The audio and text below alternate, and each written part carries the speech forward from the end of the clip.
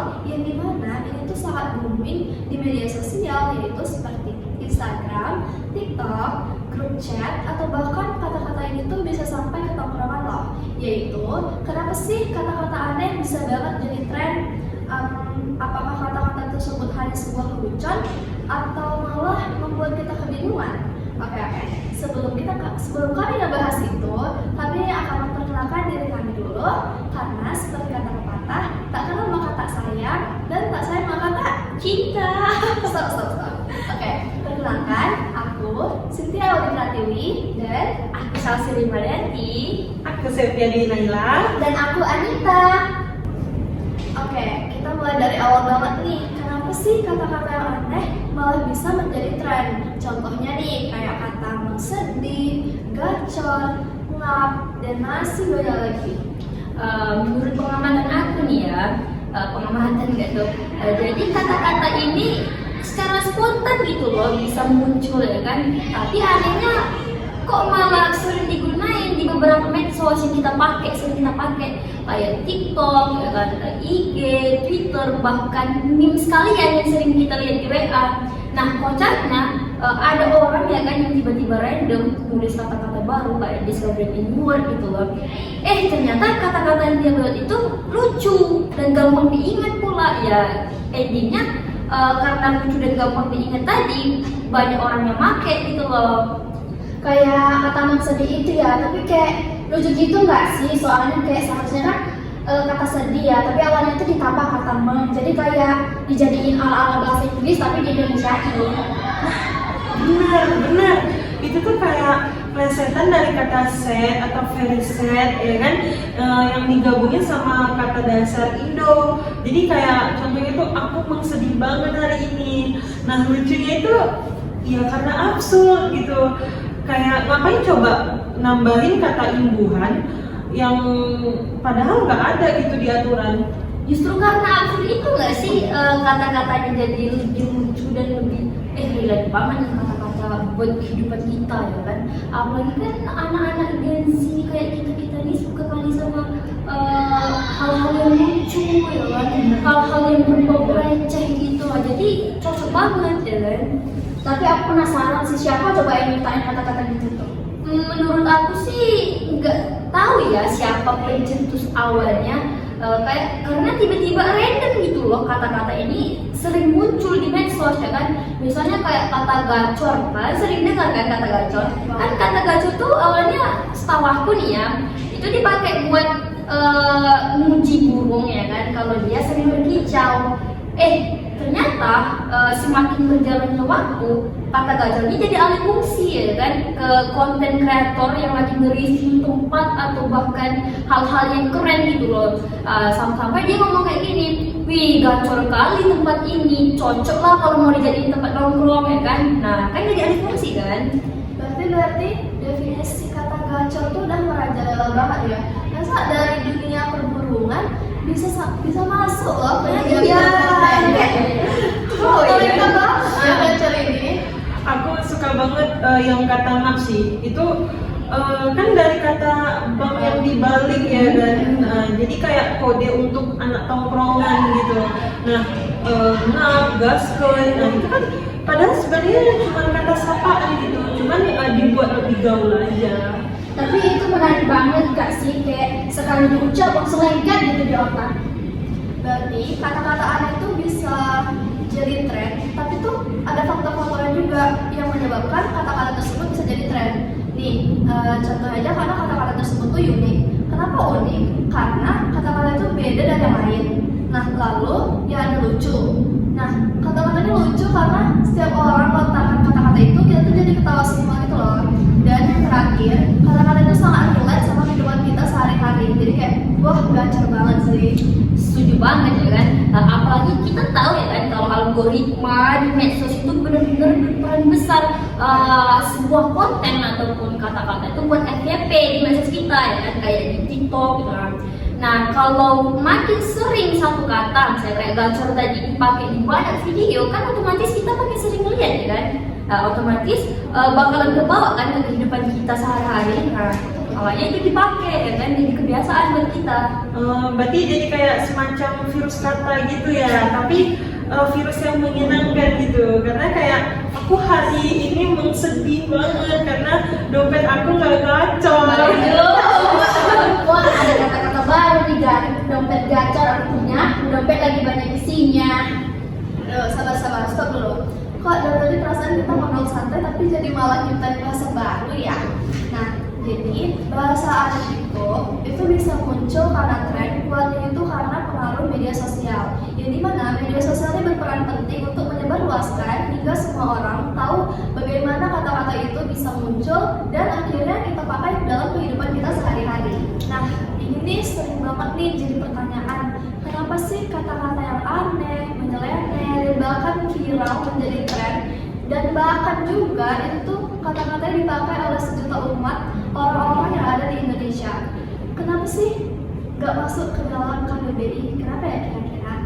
Nah iya benar tuh, padahal kan kalau dicari di KBBI kata gacor tuh nggak ada, padahal kan semua orang tahu dan orang tuh memakainya, bahkan emak-emak juga memakainya loh. Kemana juga mana dia lagi? Tapi kan KBBI itu isinya kata-kata baku ya kan, yang sering dipakai secara resmi dalam bahasa Indonesia. Jadi tentu proses masa itu bakalan panjang karena nggak bisa asal viral gitu loh, tiba-tiba langsung masuk ke KBBI kan nggak bisa ya kan. Jadi ibaratnya tuh setelah yang aku research ya, aku cari tahu. Jadi KBBI itu sebuah buku peraturan yang resmi. Yang dimana kalau kata-kata ini mau masuk ke dalam KBBI, itu tuh kata-katanya harus sudah dipakai dalam jangka waktu yang sangat lama dan tentunya konsisten dan memiliki makna yang jelas. Wah, berarti kata-kata sabi atau ngambis itu tuh perlu waktu ya? Iya. Aduh, aku sering banget lagi pakai kata Ayo, bahkan kadang aku tuh ngomong gue lagi ngabis banget nih soalnya tugasnya numpuk. Oh my god. Sama nih. Tapi aku penasaran sih, dari mana sih kata ngambis itu? Kan ngambis itu dari ambisius gak sih? Iya, ambis. Nah, kata-kata ini sering kali dipakai buat orang ya kan yang benar-benar work hard, kerja keras sebagai kuda. Ya kan? Kayak kita nih ya. Apalagi kalau dikejar diberi tugas pasti langsung ngambis atau ngambis. Bener sih, bener. Tapi ya tetap aja kata-kata yang aneh, menyeleneh dan bahkan menjadi tren viral itu tuh gak bisa kita pakai untuk ke orang yang lebih tua dan perempuan. Dan itu juga gak bisa kita pakai ke dalam tulisan akademik atau surat resmi. Jadi memang cocoknya itu untuk kita pakai ngobrol sehari-hari kayak gini gitu loh. Berarti ya jadi jangan sampai ketika kita besok mau lamar kerjaan ya kan, nulis surat lamaran kerjaan itu jangan sampai kita nulis saya punya pribadi yang gacor ya kan, terus memiliki sifat yang ngambis dalam menyelesaikan tugas atau pekerjaan itu. Wah itu bisa garuk kepala sih kayaknya juga ya kan, kalau tiba-tiba di latar belakang saya melakukan pendidikan ini karena tempatnya gacor kan nggak mungkin, kocak ya loh. Kocak banget sih. Tapi aku penasaran lagi nih, siapa coba yang nentuin kata itu layak atau enggaknya masuk di KBBI? Bisa jadi itu tuh ada tugasnya tersendiri sih. Mungkin tugasnya itu buat memantau dan melihat kata-kata yang muncul di media sosial seperti Instagram, TikTok, dan yang lain-lain itu tuh dipantau, dan nanti kalau misalkan kata-kata itu penggunaannya udah dalam jangka waktu yang sangat lama, mungkin bisa aja sih masuk ke dalam KBBI. Jadi tetap ya prosesnya itu bakalan bertahap, nggak bisa dia viral hari ini tiba-tiba besoknya langsung masuk KBBI, nggak bisa ya kan? Bisa. Berarti bahasa kita tuh fleksibel ya gitu, karena ada yang resmi, ada juga yang gaul gitu, dan dua-duanya itu bisa sejalan tergantung kondisi dan situasi kita. Nah berarti kayak punya dua fungsi ya, kayak untuk nongkrong tuh kayak nongkrong di kafe pakai celana robek-robek, dan satunya lagi untuk resmi ya kayak pakai kebaya, jas atau lainnya. Iya sih. Dia tuh nyambung tapi agak receh. Iya, tapi sisi positifnya dari kata-kata gaul ini menurut aku kita tuh jadi lebih ekspresif gitu loh dalam berbahasa, ya kan, lebih kreatif, lebih dinamis juga. Jadi generasi muda kayak kita nih jadi lebih semangat untuk berekspresi, ya kan, dari kata-kata gaul tadi karena ngerasa cocok gitu loh, ya kan. Iya sih benar, karena ya walaupun bingung juga ya sebenarnya, tapi jadi seru gitu loh karena kayak kita jadi nambah kosakata baru, Slang-slang gitu ya kan, jadi lebih ekspresif.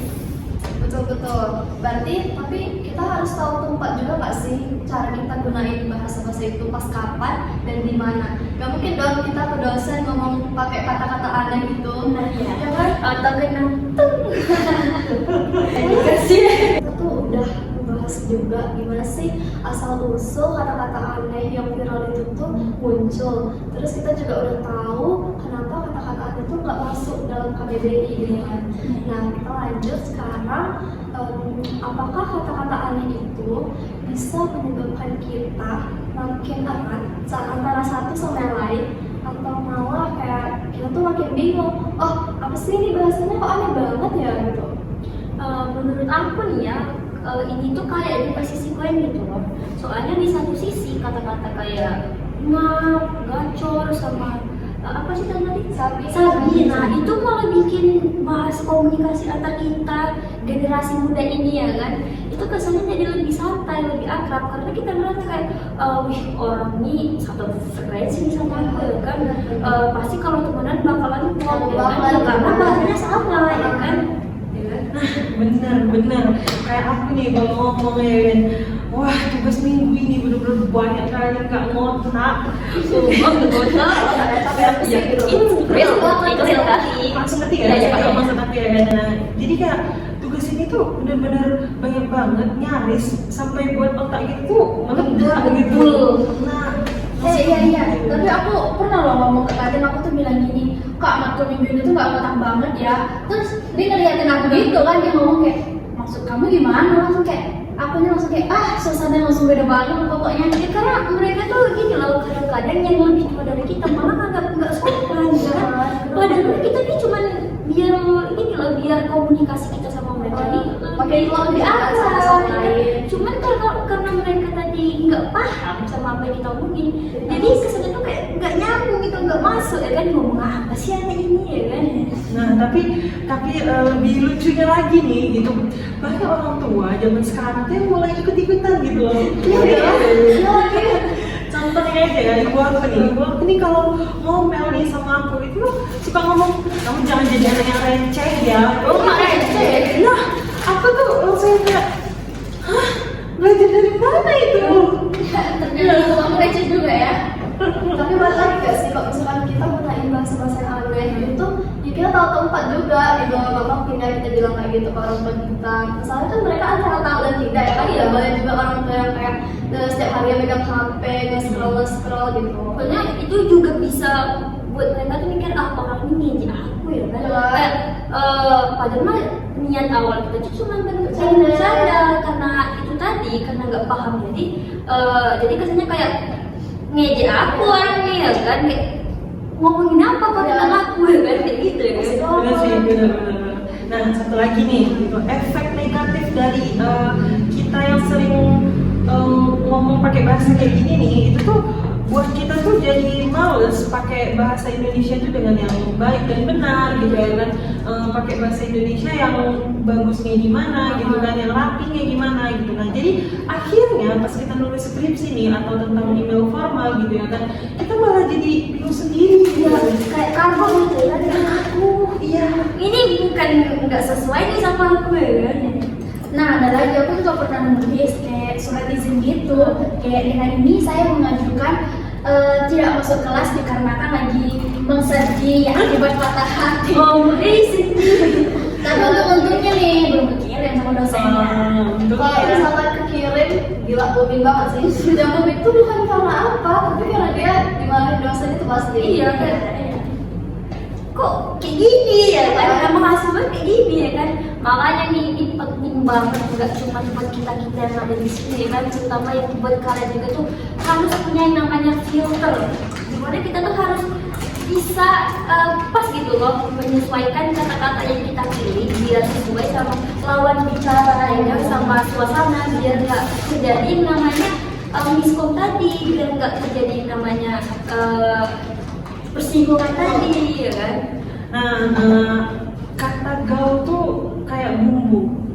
Nah itu tuh kalau kita pakainya pas ya kan, itu bisa bikin obrolan kita tuh makin gurih, makin enak ya kan.